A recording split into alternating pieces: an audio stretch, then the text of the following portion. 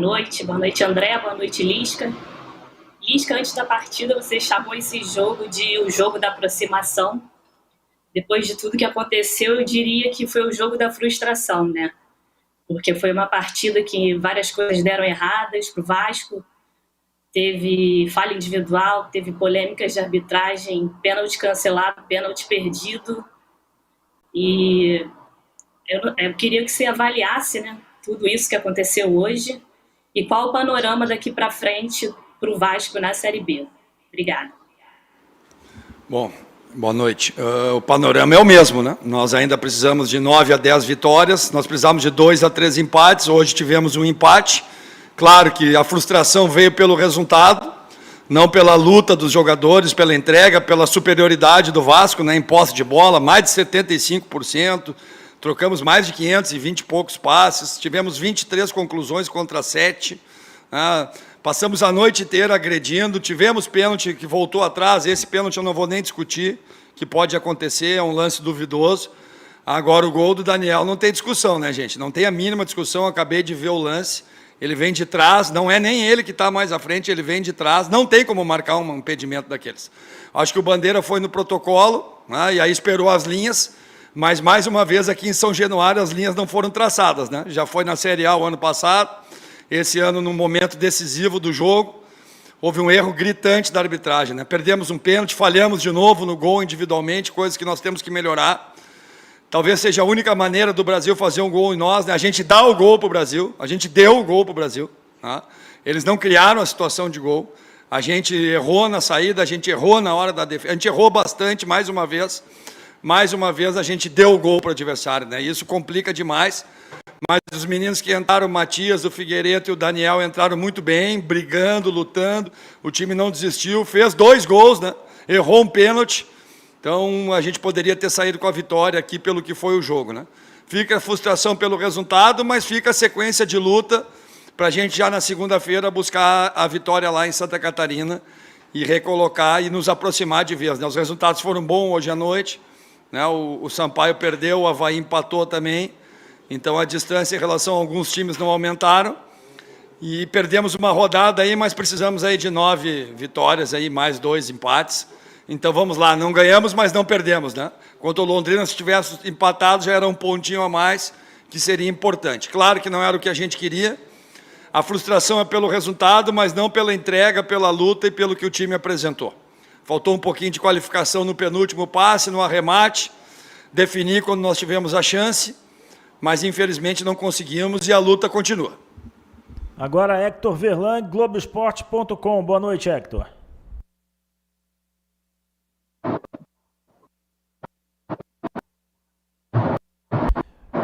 Vamos então para a próxima pergunta. O Hector não conseguiu conectar.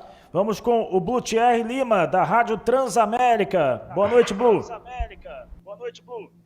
Boa noite, André. Boa noite a galera da Vasco TV. Boa noite, Lisca. Um prazer estar falando contigo pela primeira vez. Enfim, uma situação não tão boa hoje para o Vasco. Lisca, eu vou te fazer uma pergunta. Lance individual, mais uma vez falhas individuais fizeram com que o Vasco não saísse de campo com a vitória. Tirando o fato da arbitragem, de toda a questão polêmica que vai ser muito discutida no fim de semana. Mas como que o treinador resolve esse tipo de situação? Isso já havia acontecido, enfim, em outros jogos, contra o Remo. Como que você resolve e mais, como que você resolve em 2 dias? Porque o calendário não dá nenhuma trégua, né? Segunda-feira já tem jogo contra o Avaí, mais um jogo importante, Lisca. Prazer. Os erros individuais é difícil para o treinador resolver, né? Talvez mudando o time, talvez mudando, trabalhando algumas situações, mas nós não podemos mais errar, né? Não adianta a gente errar e pedir desculpa. Desculpa, errei.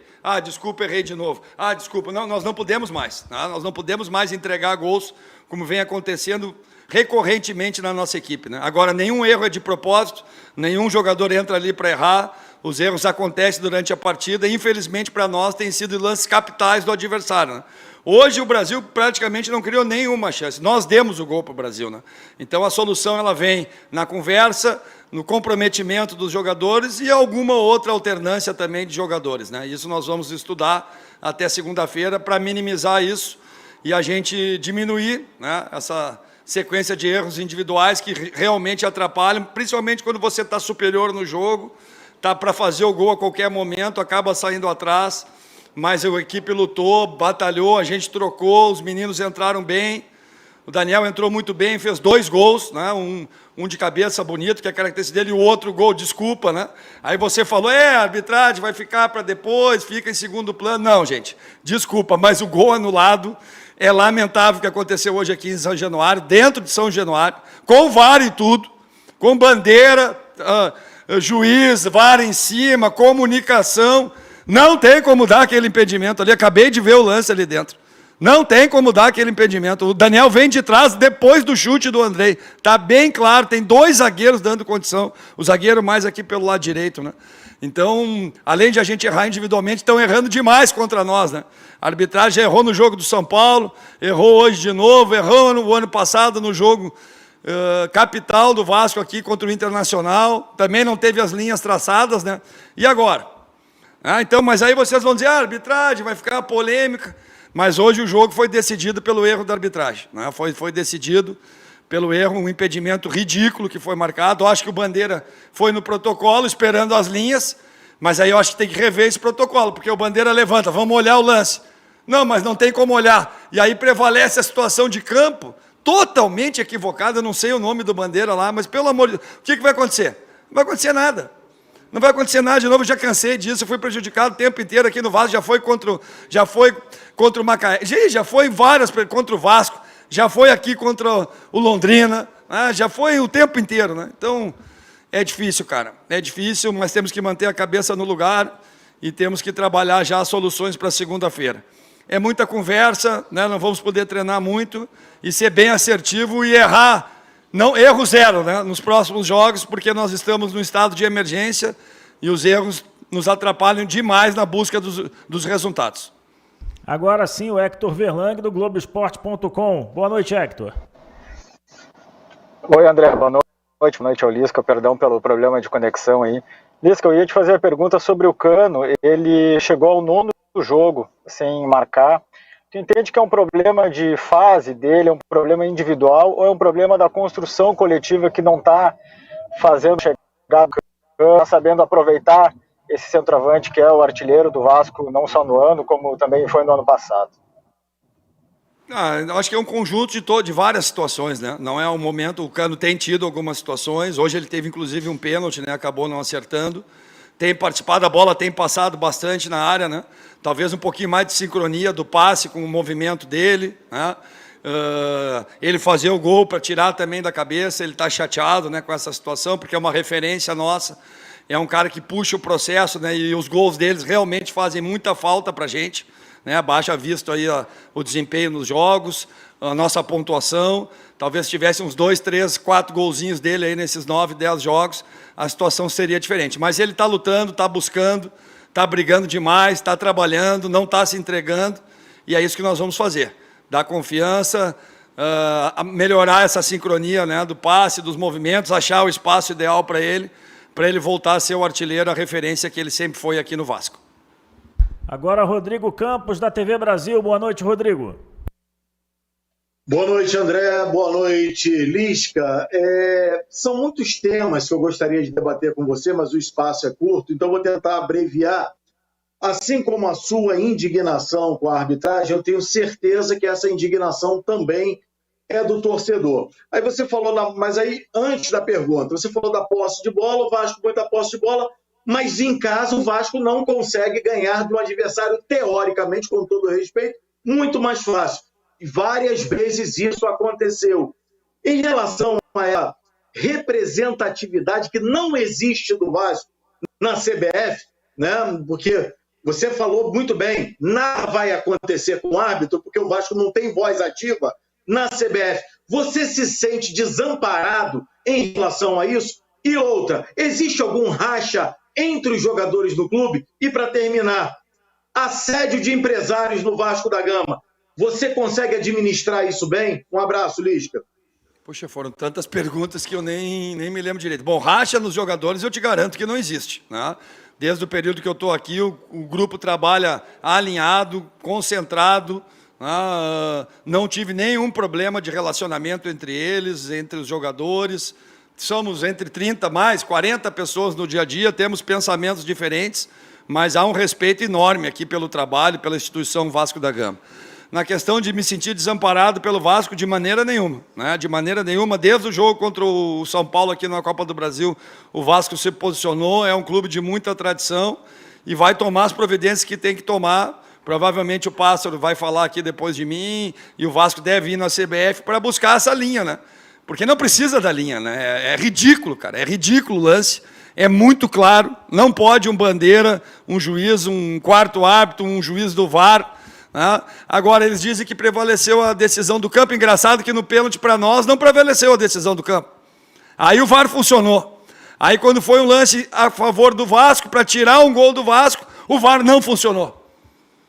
O VAR não funcionou. E já aconteceu, é corriqueiro isso aqui, né? Não é a primeira vez, é no mínimo a segunda ou terceira vez que acontece em São Januário, num lance capital.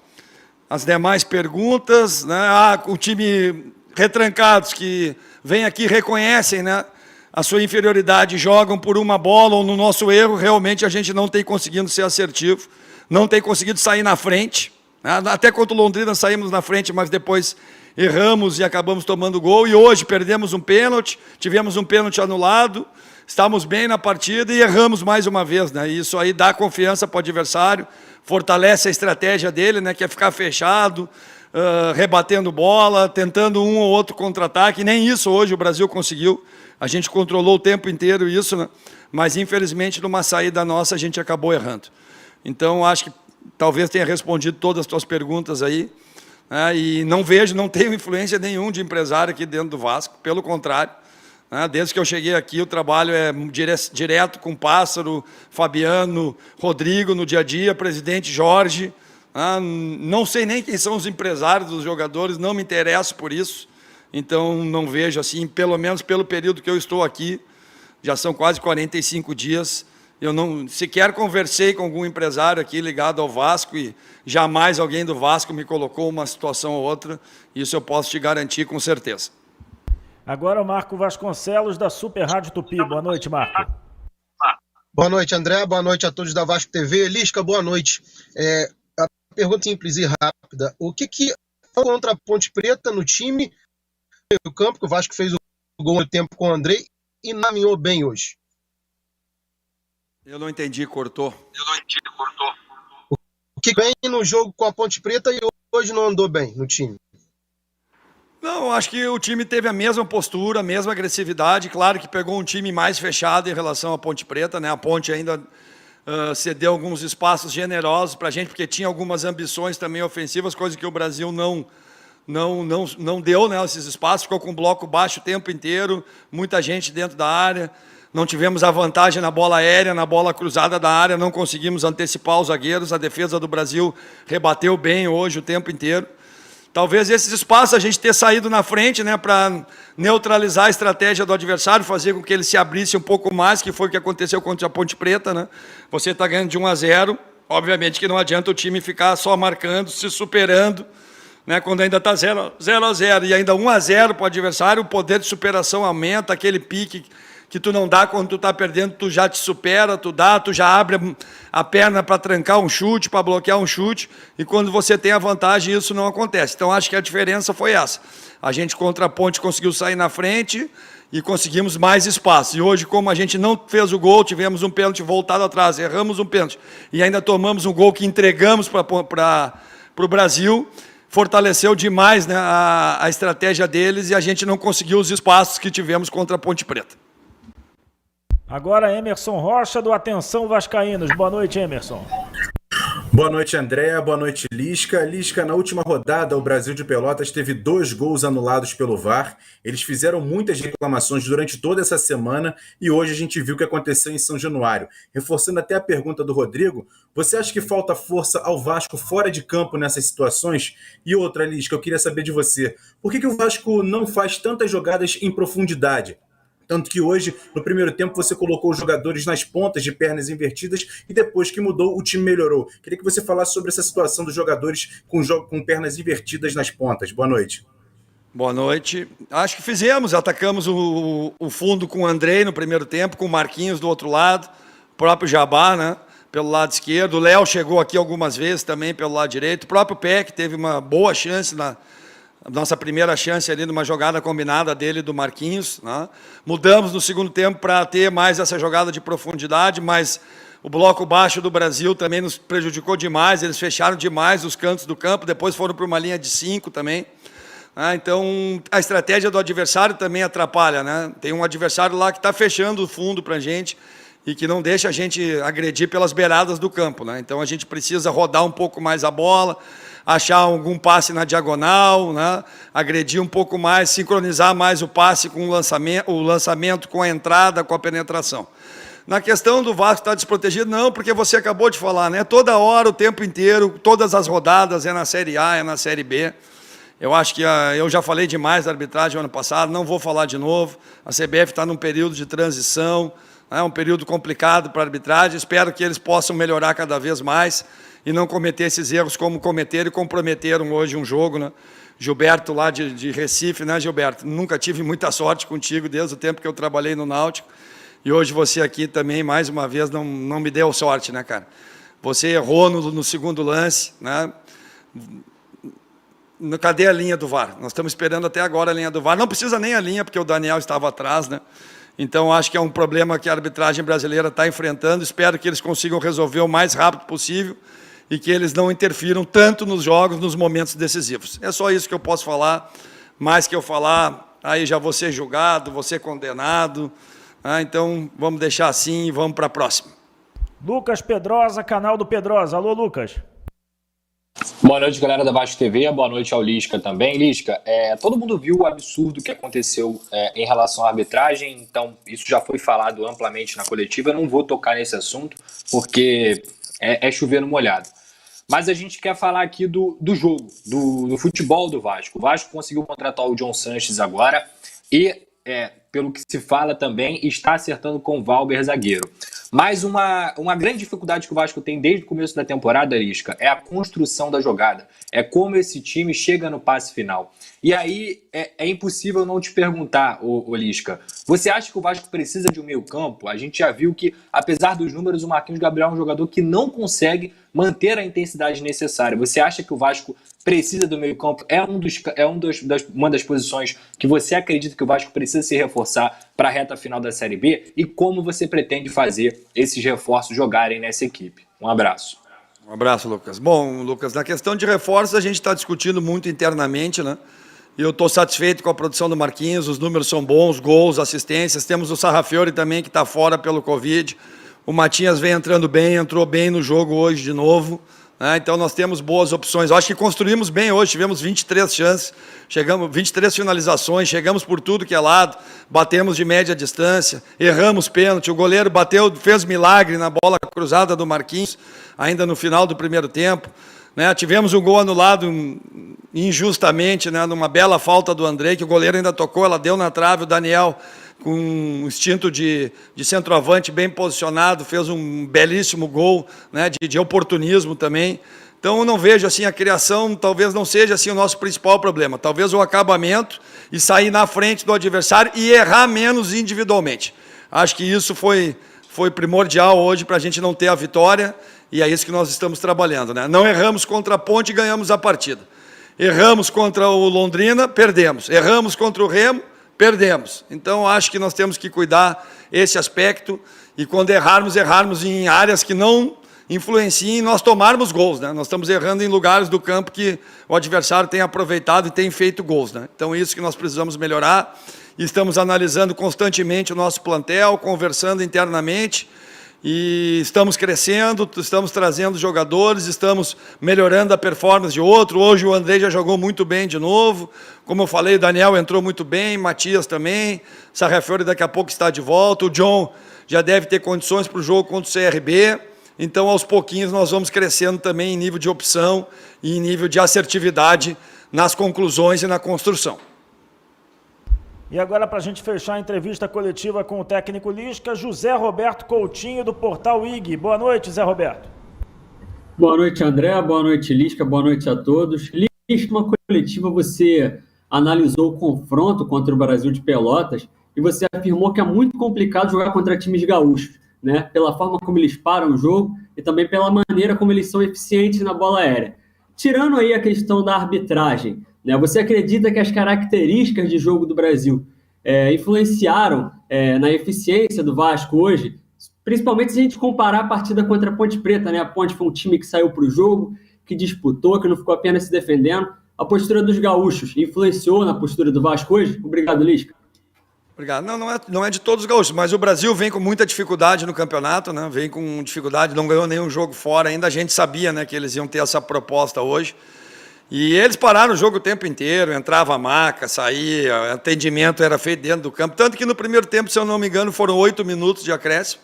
Até pela questão do VAR também, que atrapalhou demais, porque o VAR, além de decidir ao contra nós, ele travou o jogo numa decisão quase que 4 minutos, e na outra 4 minutos também, a decisão foi contra nós. O segundo lance é inacreditável, gente. É inacreditável o que eu vi hoje aqui, depois eu vendo o lance ali. É mais uma prejudicação. Eu sou muito prejudicado, cara. Eu tenho muito azar. Desde o ano passado estou dando muito azar com a arbitragem. É melhor eu ficar quieto e torcer para que ela seja mais assertiva, né? E o estilo deles realmente, né, de parar o jogo, de não sair do campo defensivo, de jogar só no nosso erro, e aí eles acharam um erro nosso e um erro crucial. Realmente foi, como a gente não fez o gol, erramos um pênalti também, foi fortalecendo a estratégia deles, e eles fizeram o que tinham que fazer, né? Valorizaram faltas, fizeram cera, cada troca era 2, 3 minutos também, e eu acho que isso aí eles conseguiram amarrar bem o jogo, travar bem o jogo, picotar o jogo, que é uma característica do futebol brasileiro, né? Nossa arbitragem não consegue superar isso, né? Não consegue fazer o jogo andar, não pune os jogadores por cera, os jogadores fazem cera o tempo inteiro e não levam cartão.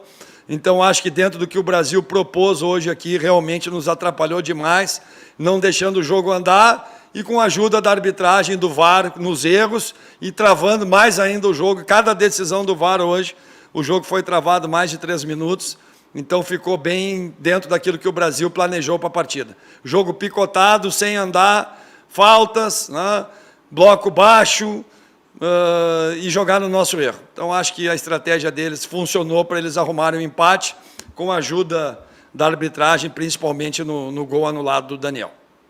Obrigado, Lisca. Encerrada a entrevista coletiva do técnico do Vasco após o empate 1-1 com o Brasil de Pelotas. O Vasco volta a campo na segunda-feira para encarar o Avaí na ressacada. Agora, o diretor executivo de futebol do Vasco, Alexandre Pássaro, fará um pronunciamento. Não vou te dar boa noite, Alexandre, porque não dá para dizer boa noite com tudo que aconteceu aqui, mas a palavra é sua. Pois é, André. Quem está lá, André, hoje? Eu mesmo. Pois é, André, concordo contigo e o mesmo para todos os vascaínos de tudo que aconteceu. Da última vez que eu tive aqui, foi no jogo, depois do jogo do São Paulo, eu fiz um pronunciamento de 15 minutos, né, que repercutiu, muita gente ligou e falou e se mexeram, etc.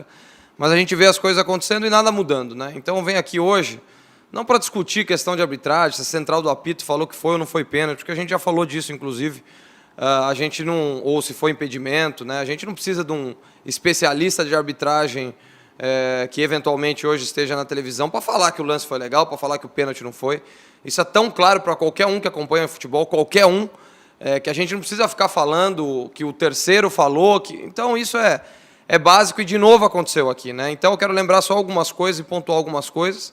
A primeira de todas, né, é que na segunda-feira representantes do Vasco irão à CBF para sentar com a comissão de arbitragem, escutar os áudios, né, e a partir disso entender o que a gente pode fazer depois, porque de novo aconteceu uma coisa aqui, de novo eu tenho que escolher muito bem as palavras, vou ser julgado na quarta-feira no STJD, eu tenho que escolher muito bem as palavras aqui, porque os únicos punidos são os torcedores, é quem assiste o espetáculo, somos nós, e eles continuam, de vento em polpa, ganhando andar do lado da CBF, centro de tecnologia, antes eram 4 remunerados por jogo, agora são 10 remunerados por jogo, então eles continuam fazendo esse tipo de coisa, mas o que eu queria dizer é que, vamos ver, né, agora tem uma coisa para a gente lembrar, né, vamos ver se vai ser alguém da comissão de arbitragem disponível na segunda-feira, emenda de feriado, para resolver o problema do futebol brasileiro. Eu acho que não. Eu acho que eles devem estar com um feriado estendido aí e não vão poder atender a gente, até porque a agenda do presidente da comissão de arbitragem ela é invisível e muito ocupada, porque ninguém consegue falar com ele, ninguém consegue marcar reunião.